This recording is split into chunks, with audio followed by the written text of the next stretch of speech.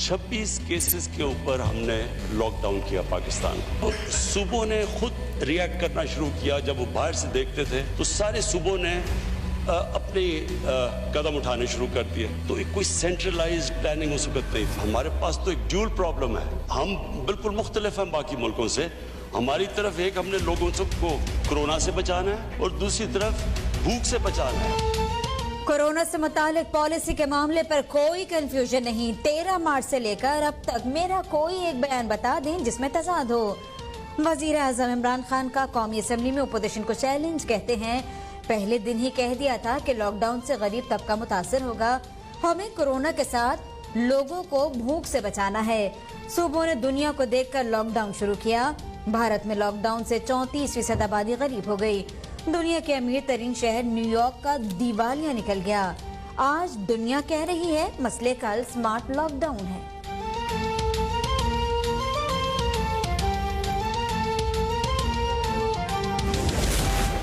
हम कोरोना के पीछे नहीं छुप रहे। हम जब हुकूमत में आए तो स्विट्जरलैंड जैसी मईशत नहीं मिली थी। वजीर आजम इमरान खान का अपोजिशन की तनकीद पर जवाब। कहा मुल्क दिवालिया हो रहा था। 1200 अरब का सर्कुलर डेप्थ था। तवानाई के मुआहिदों ने हमें फंसा दिया।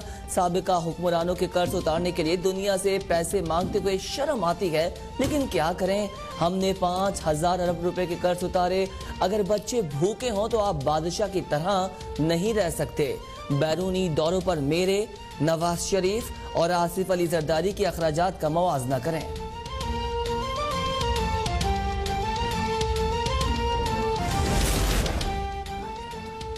नैब में एक भर्ती भी नहीं करवाई, फिर भी गालियां मुझे क्यों? वजीर आज़म इमरान खान का मुखालिफिन से सवाल। कहते हैं मुझ पर 6 मुकदमात थे, लेकिन मैंने तो किसी पर सियासी इंतकाम का इल्जाम नहीं लगाया।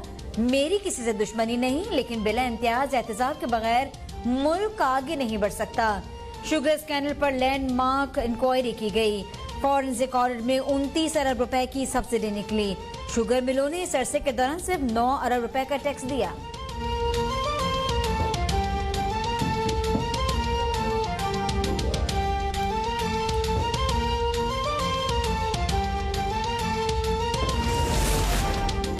मोदी भारतीय अवाम के लिए भी अजाब बन चुका। कश्मीर का मसला पॉइंट ऑफ नो रिटर्न पर पहुंच गया।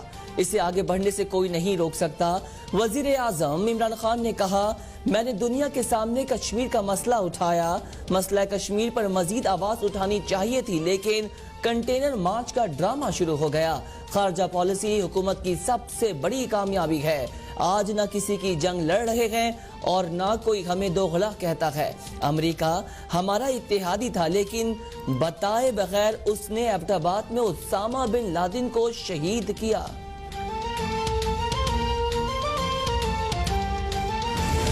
चैलेंज करता हूं वजीर आजम साहब कि या इधर आके डिबेट करें, फेस टू फेस डिबेट करें, जहां आप अपोजिशन का सवाल का जवाब दो, या टीवी पे आपका बड़ा शौक है टीवी पे जाने को। हम चैलेंज करते हैं वजीर आजम साहब को कि हमें टीवी पे डिबेट करें। Chairman People's Party Bilawal Bhutto का वजीर आजम को मुबाहिसे का चैलेंज। कहते हैं कि कोरोना के खिलाफ वजीर आजम के पास पहले दिन से ही कोई प्लान नहीं। आज वफाकी हुकूमत की वजह से मुल्क भर में कोरोना फैल रहा है। कोई मुंतखब वजीर आजम होता तो उसे अवाम का ख्याल होता। हुकूमत ने मईशत का कोरोना से पहले ही बेड़ा गर्क कर दिया था। खारजा पॉलिसी इतनी कामयाब है तो भारत अक़वाम मुत्तहिदा का गैर मुस्तकिल रुकन कैसे बन गया? आप वो पाकिस्तानी वजीर आजम हो जिसने नरेंद्र मोदी की इंतखाबी मुहिम चलाई।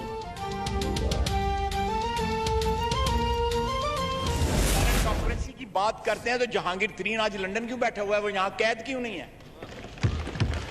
जब मेरिट की बात करते हैं तो सनाउल्लाह को झूठे केस में अंदर किया जाता है, उसके ऊपर हीरोइन डाली जाती है, और जो अरबों रुपए का गबन कर गया वो जाके लंदन में जाके यश कर रहा है। ये मेरिट है? वजीर आजम हमें फ्लू का लेक्चर देते रहे और कहा घबराना नहीं, मुल्क को तबाही से बचाने का वाहिद रास्ता इमरान खान से जान छुड़ाना है। नून लीग के रहनुमा ख्वाजा आसिफ का इजहार ख्याल। कहा पाकिस्तान की आधी आबादी गुर्बत की लकीर से नीचे चली गई। मेरिट की बात करने वाले बताएं जहांगीर तरीन बाहर क्यों बैठे हैं? वजीर आजम का उसामा बिन लादेन को शहीद कहना काबिल मजम्मत है। उसामा बिन लादेन अव्वल और आखिर दहशत गर्द था। पाक फौज मुल्क की दिफा और सलामती के लिए पुरअज़्म, मुसल्लह अफवाज कौमी हिमायत से दिफा की जिम्मेदारियाँ सर अंजाम देती रहेंगी और देर पाम के लिए तमाम मुमकिन इक़दाम उठाएंगे।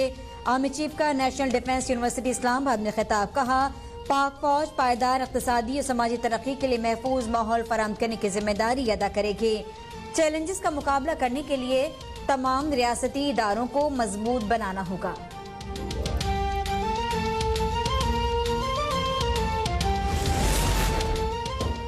तवानाई के शोबे में बड़ी पेशरफ्त। कोहाला हाइड्रो पावर प्रोजेक्ट का तारीखी सहफरीकी मुआहिदा तय पा गया।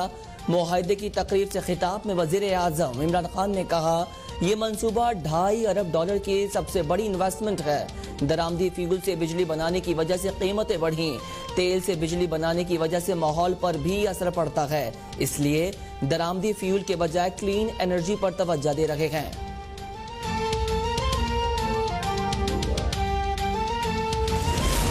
अवाम बड़ी उम्मीद से तब्दीली लाए, 20 लोग हुकूमत को इल्गमाल नहीं बना सकते। हुकूमत मौशी पॉलिसी बताए, टीवी पर बयानबाजी से अवाम का पेट नहीं भरता। कोरोना पर नोटिस केस में चीफ जस्टिस के रिमांस। कहा, वजीर आजम कहते हैं कि एक वजीर आला आमिर है, क्या इस सूबे में वजीर आजम का रेट नहीं? कराची में नालों की सफाई के लिए पैसे नहीं, लिहाजा सिंध हुकूमत को 4 अरब रुपए के 400 लग्जरी गाड़ियां मंगवाने की इजाजत नहीं देंगे। बिजली आती नहीं, पेट्रोल, गंदुम, चीनी का बहरान है, लेकिन देखने वाला कोई नहीं।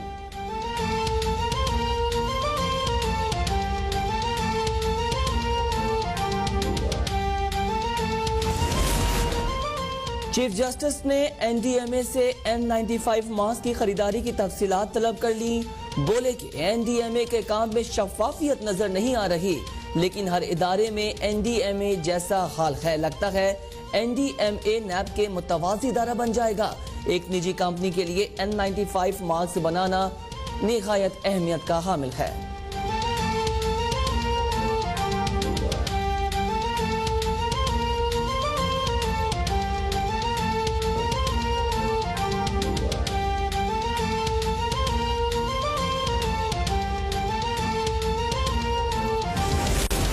कनासो सिस्टम ने सिंध का सिस्टम तबाह कर दिया। कनासो सिस्टम ने मुनज़्ज़म करप्शन से सूबे की तारीख तबाह कर दी। फंक्शनल लीग की नुसरत सहर अब्बासी के बाद PTI रहनुमा हलीमा दिल शेख सिंध असम्बली में बरस पड़े। कहते हैं, कनासरो बरादरान मोहिंजोदाड़ो में प्रोग्राम करवा कर अरबों रुपए खा गए। सफन गोरख धंधे के नजर हो गए। सिंध भर में भी कनासरो सिस्टम के खिलाफ एहतजाज का सिलसिला जारी। पन्नू आकिल में इनकलाब फोरम का एहतजाजी मुजाहरा। सिंध के तारीखी विरसों के नाम पर लूट मार करने वालों के खिलाफ कार्रवाई का मुतालबा।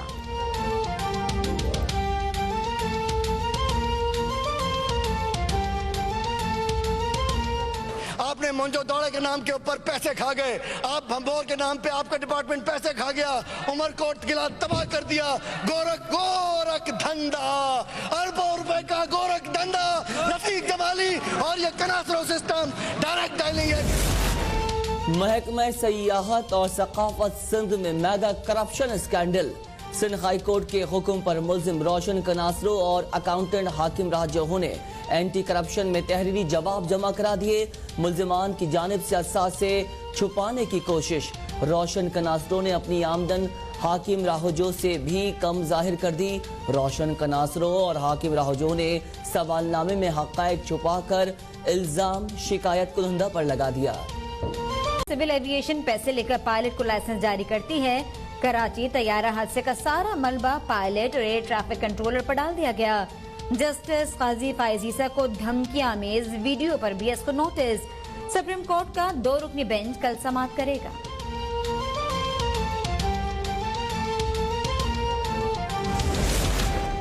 साबिक वजीर आजम राजा परवेज अशरफ साहिवाल रेफरेंस में बरी। एहतसाब अदालत ने साबिक MD पैप्को ताहिर बशारत चीमा, सेक्रेटरी वजारत पानी और बिजली शाहिद रफीक को भी बरी कर दिया। स्टेट बैंक ने शरह सूद में मजीद 1% कमी कर दी। बुनियादी शरह सूद 8% से कम होकर 7% हो गई। मार्च से अब तक शरह सूद में 6.25% की कमी हो चुकी। शरह सूद में कमी से तजारती और सनती सरगर्मियों में तेजी का इम्कान।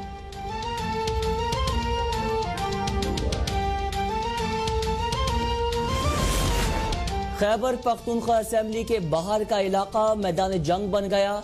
आमिर नामी शख्स पर पुलिस तशद्दुद के खिलाफ शदीद एहतजाज। पुलिस का मुजाहिरीन को मुंतशर करने के लिए लाठी चार्ज और आंसू गैस का इस्तेमाल। मुजाहिरीन की जानिब से भी पुलिस पर पथराव। वाक़े के खिलाफ पेशावर प्रेस क्लब के सामने भी सियासी और समाजी तंजीमों का मुजाहरा।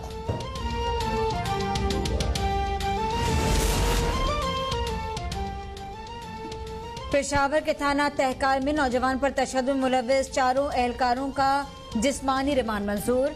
मुशीर इत्तलात अजमल वजीर और रुकन कौमी असम्बली शेर अली अरबाब की मुतासर शख्स के घर आमद।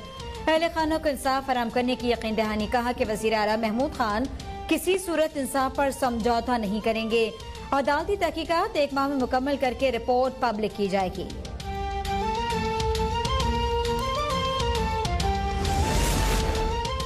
पाकिस्तान में कोरोना वायरस का माहौल एकवार। एक ही रोज में 148 अफराद जाँ बहक, 4044 केसेस रिपोर्ट।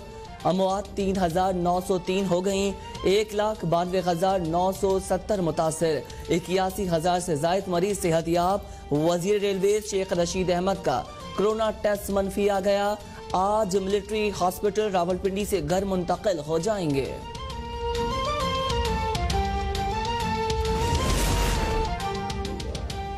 ओपोजिशन जमातों का कोरोना वायरस जैसे कौमी मसले पर भी पॉइंट स्कोरिंग करना काबिल मुजम्मत है।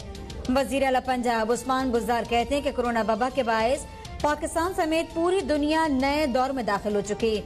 अफसोस का अमर है कि पाकिस्तान की ओपोजिशन माजी में ही जिंदा है।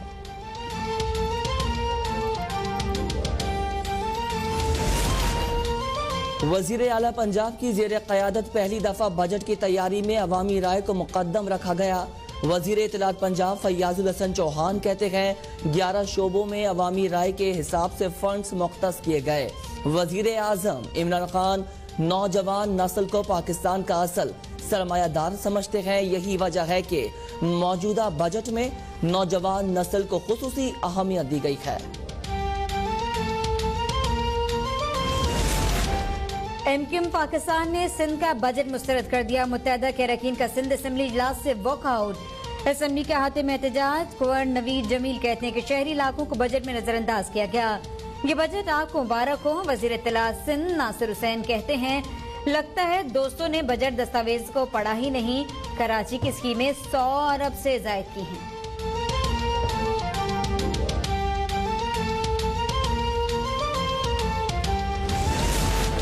बिजली की तवील लोड शेडिंग ने कराची वालों के होश उड़ा दिए।